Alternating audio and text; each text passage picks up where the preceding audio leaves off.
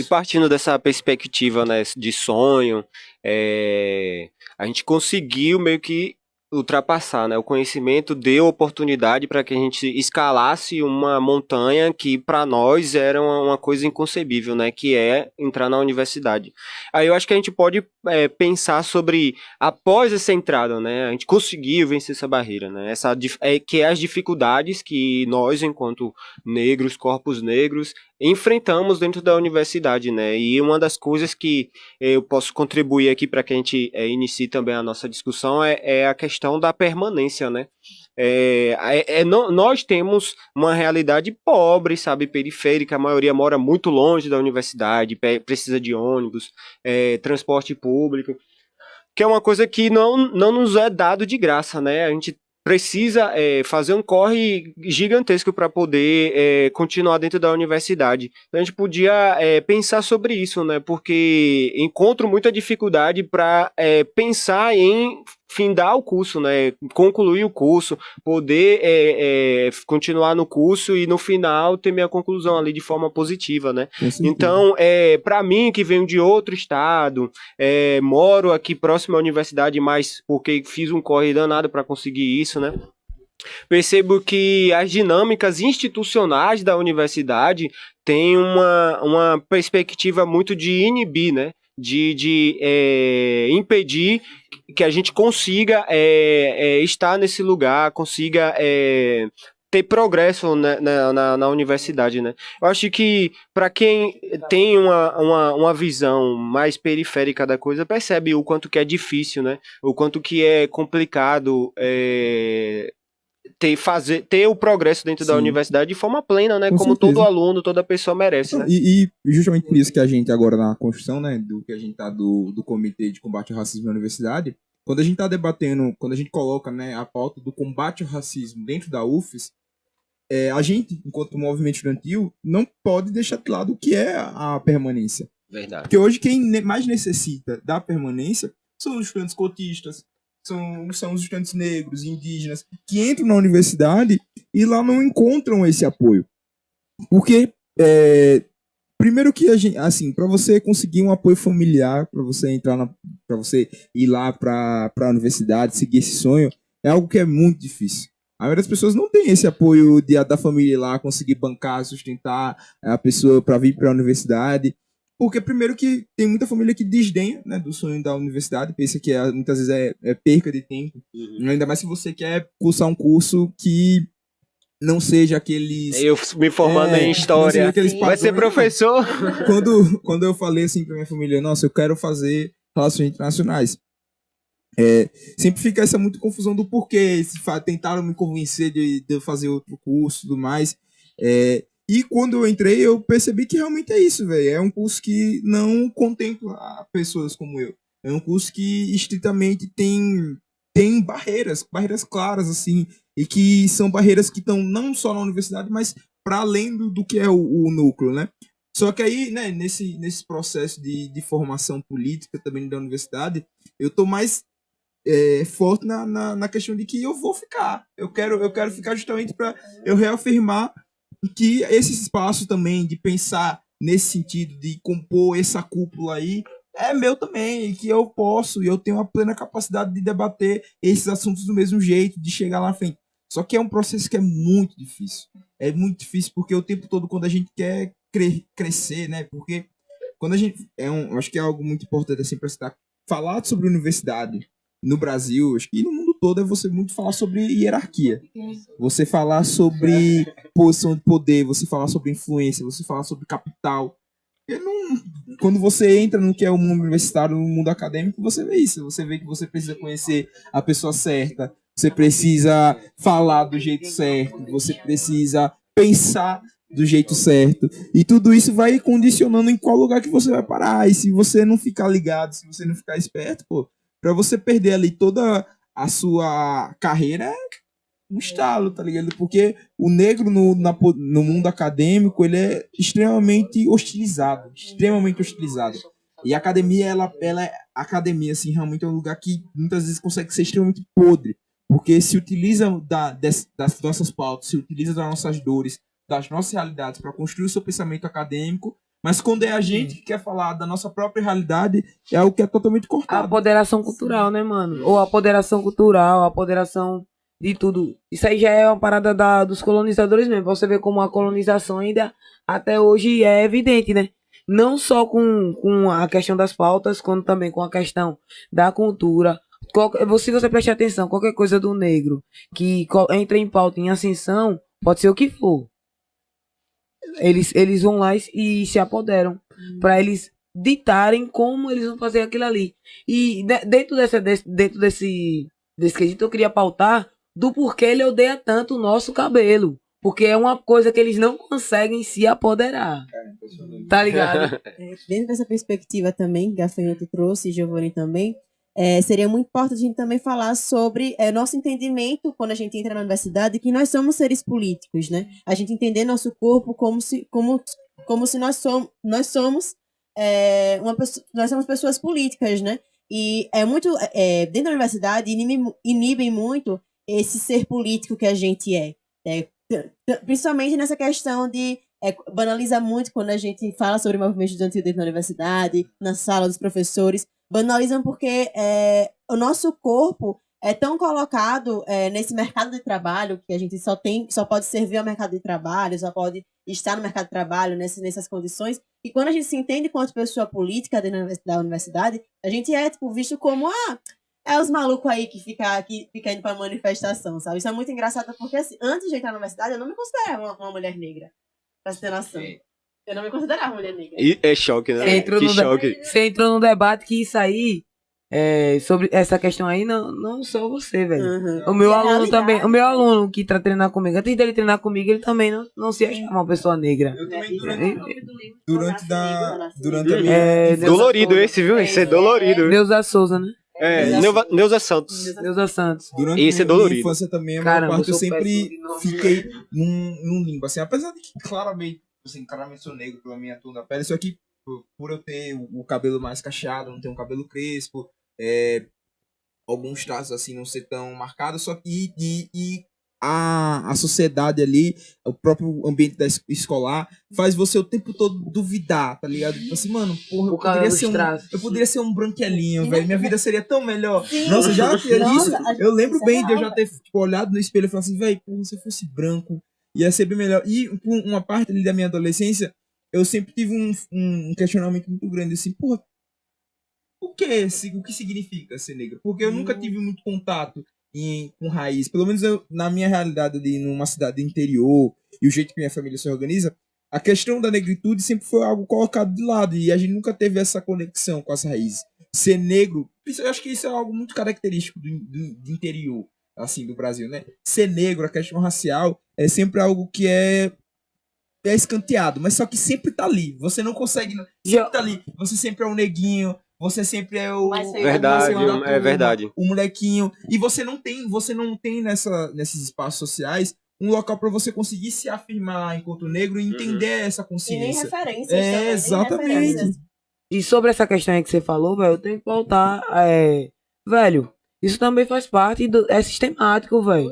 Porque como é que você vai, tipo, eu sou negro, se identificar com isso, se o próprio sistema faz apagamento histórico.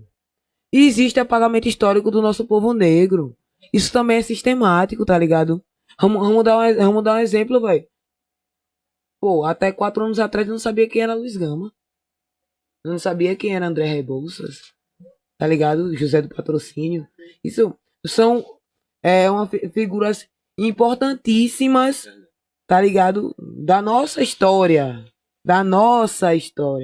Então, sobre essa questão, é sobre o apagamento histórico também, que acontece toda vez que acontece normalmente e mais acelerado e mais pautado abertamente quando tá a extrema-direita no poder ou a ditadura militar, né?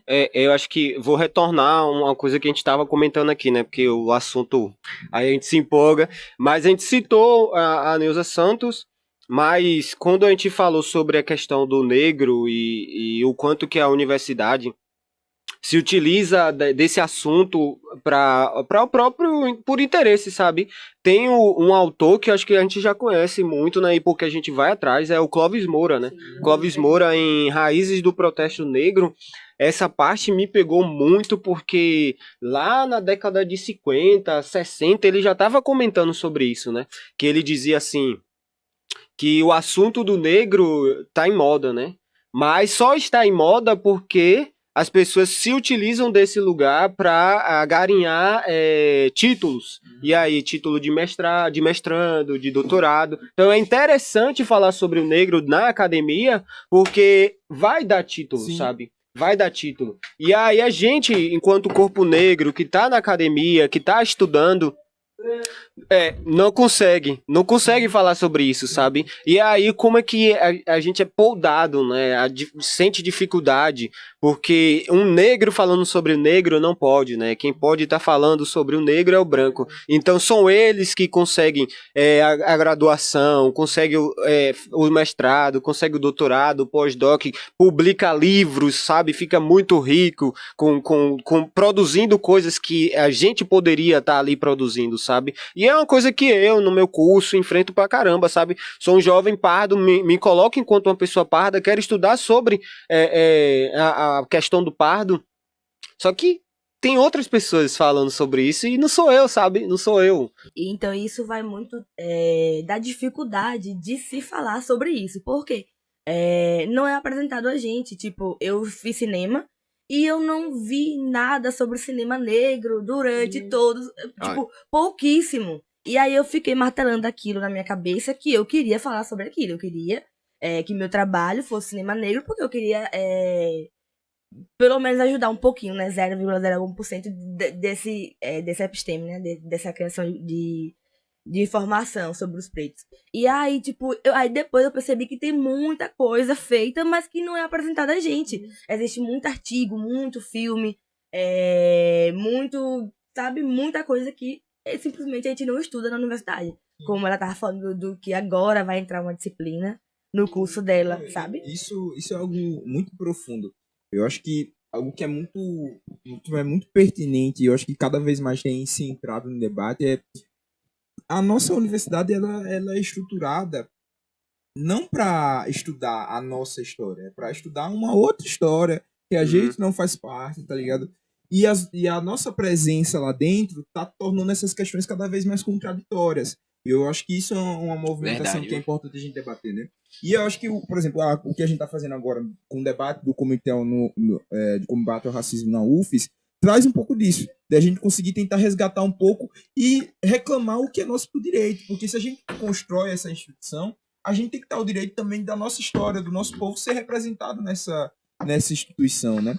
E isso é muito profundo. Eu falo assim da minha área, por exemplo, Relações Internacionais. Um dos primeiros diplomatas, pensadores da política internacional brasileira, era negro, sergipano, tá ligado? E isso é algo que não é colocado, a gente não estuda, você tem que ir atrás por si próprio pra ver essa história, tá ligado? E isso é algo que eu acho que a gente está construindo, que eu acho que vai ser muito importante nesse desenvolvimento, e mostrar que sim, existe um pensamento negro muito profundo no Brasil, e que não está limitado só àquilo que a mídia escolhe mostrar, né? Que são esses grandes, assim, que parece que são escolhidos, né?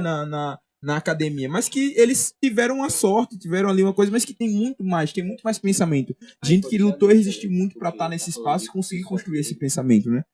E sobre o que você falou, esse rapaz aí, que você disse que eu tava lendo um dia desse, lendo e assistindo um vídeo que o professor Romero mandou pra mim. Foi o que foi pra África do Sul. África do Sul Sim. foi. E, tipo, o cara foi escorraçado do Brasil, tá ligado? O cara não foi pra lá porque ele quis ficar lá fixo, não. Foi porque ele foi escorraçado do bagulho. Eu acho que uma coisa que é interessante também a gente... Mike, tá vendo que é uma conversa tão franca que a gente se esquece do Mike. Uma coisa que eu acho que é interessante aqui, que os companheiros acho que vão também somar nisso, né? Pensar muito também sobre a luta estudantil dos negros durante a ditadura militar. Eu acho que isso é interessante, né? Então, isso eu acho que é algo muito foda também, porque né, quando a gente vai ver muitos dos lutadores do movimento estudantil durante a ditadura militar, tinham muitos homens negros lá, muitas mulheres negras que foram extremamente importantes nessa resistência que foi o movimento estudantil, que eles também são muito apagados nessa questão, né? Que eu acho que é muito importante também a gente resgatar isso. Muitos estudantes que foram mortos, né? A ditadura militar também é um estado que era abertamente racista, que tinha, assim, esse pensamento genocida para a população negra, né? Essa herança que a gente tem do que é a polícia militar, do que é a atuação nas favelas, é a herança da ditadura militar, né? Dos grupos de extermínio que tinham na ditadura militar, né? E lembrando, pô, que até hoje no Exército, na Marinha e com certeza na Polícia Militar também, porque o sistema militar é pautado e citado frases, livros de torturadores. Um exemplo é o próprio Brilhante Ustra, né? E o cara foi o idealizador de torturar as crianças na frente dos pais militantes para eles abrirem o jogo. Olha o nível do cara. Ele que criou isso. E é usada frases na Marinha, no Exército, do livro desse cara. Porque quando eu fiz o episódio aqui com o Romero sobre a ditadura militar, ditadura empresarial militar, eu pesquisei um pouquinho e eu escutei a biografia escrita por ele, do Brilhante Ustra, né? Pra gente também pautar ele. E o que foi que aconteceu? Uma frase que tava na biografia dele. Um amigo meu, que ele é um cara negro, da Marinha, ele era da Marinha, ele é negro, cara da igreja, de Jesus Cristo. O cara, agora, a pessoa dele, super é uma pessoa boa, que faz e o cara solta uma pérola, solta a frase do cara. Você vê a alienação que o militarismo tá faz na mente. Entranhado no pensamento. Mas isso é culpa de quem? É culpa dos nossos próprios políticos, mano. Porque quem deu anistia para os militares após a ditadura militar foram os políticos brasileiros, pô. Tá ligado? E até hoje tentam passar panos, os novos políticos passam panos, porque toda vez que colocam uma pauta dessa pra revisitar... É necessário. A extrema-direita... não só a extrema-direita, velho. Não, mas a extrema-direita e o centro também, né, isso no geral, todo esse funcionalismo brasileiro, toda essa elite brasileira, eles têm esse apego muito grande com a ditadura militar, pô. E eles podem até não... E aí eu acho muito engraçado. Teve uma matéria que eu li agora de geopolítica e a professora passou um texto falando sobre o pensamento geopolítico brasileiro e de onde mais tudo mais. E, velho, assim, uma babação extrema da ditadura militar. Só que, tipo assim, eles defendem, eles babam a ditadura militar como um projeto nacional, o primeiro projeto nacional brasileiro, né? Como se foi a partir dali que a gente começou a ter um pensamento de Estado e tudo mais, enquanto se renega completamente toda a destruição, todo o assassinato, toda a devastação. Mas justamente por ter sido um período histórico que focou tanto nessa suposta inserção brasileira, nesse pensamento de Estado, né?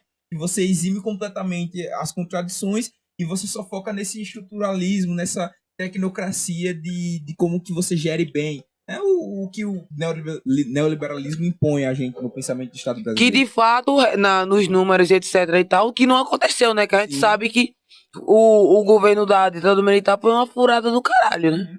Eles usam como desculpa a economia ter crescido na época, né? Pra validar toda a destruição. Outra coisa, se eu não me engano, a política de eugenia, ela só foi retirada da Constituição em 88, não foi? Sim. Então, tipo, já era... A política pode ter sido tirada, né? Mas a questão da cabeça das pessoas, né? Ainda continua, né? Infelizmente, né? Então, eu tava falando isso sobre o racismo mesmo na ditadura. Tipo, como a ditadura seria racista. Pra mim que faço história, né? Eu tô na universidade, é uma coisa que fica no debate entre os próprios estudantes, né? A gente, por exemplo, aqui, a gente senta e vai debater, né? Mas o que nós, negros, sabemos, sociedade, a população negra enfrentou na ditadura, a gente não vai encontrar nos livros. A gente não vai encontrar nos livros, né? Como foi dito, foi uma ditadura civil, empresarial, militar. Onde que a gente vai encontrar a realidade do negro na periferia? Aí Nas músicas, pô. Nas músicas. E eu posso dar exemplo. Porque os militares, apesar de ser militares, eles também são burros. Porque existem documentos, eu posso lhe dar um... Existem documentos, porra, pera aí. Documentos, um exemplo, tem documentos que eles pegavam moradores de ruas que são majoritariamente negros, estatisticamente falando, você pode pegar pesquisas, tem documentos falando que eles testavam os modos de tortura neles, pô. Se isso não é racismo, é o quê? Apagamento histórico da ditadura militar. O povo negro foi o que mais sofreu. Vou dar um exemplo de apagamento histórico, ascensão do movimento negro americano, tudo era minimamente, não passava. Isso daí é um apagamento histórico, pra gente não buscar. É isso aí, Google. Tá vigiando a gente aí, viu? Tá vigiando a gente. Falou de um assunto muito perigoso. Sobre essa questão sobre essa questão que a gente tá falando, tem documentos, porque além deles serem militares, eles também são burros, porque eles documentaram tudo. Mas é porque pra eles não era... Eles não estavam cometendo um crime, né? Eu acho que isso é muito importante falar. Pra eles estavam cumprindo o necessário pra fazer o Estado e o pensamento de Estado que eles tinham. Então, se pra você ter uma suposta ordem no Brasil, você precisa torturar mulher e criança, eles vão torturar mulher e criança. Porque pra eles, essas pessoas, né? Negros, mulheres, periféricas, pobres, militantes, essas pessoas, eles são pessoas abastadas, são pessoas que querem deturpar a sociedade, né? Que essa necessidade deles terem voz é algo irreal, que eles só querem lá porque eles têm esse plano maléfico deles de dominar e impor isso. Então, qualquer manifestação mínima que se tinha, a ditadura militar ia lá e destruía, porque para eles é isso que você gerir o Estado, né? E dentro desse assunto de apagamento histórico, de tudo, vocês têm mais alguma coisa para dizer sobre o tema, que a gente vai mudar para outro tema agora? Eu acho que é o seguinte, a gente poderia, para entender isso que é sobre esse apagamento do negro na ditadura, a gente procurar saber o que é que aconteceu com as pessoas de Recife, né? A forma como eles... foi combatido, né, em Recife é torturante, assim, de pesadelo. É só a gente procurar e é isso. Mais alguma coisa para falar sobre a pauta? É isso, galera. Lembre de seguir nossos colaboradores.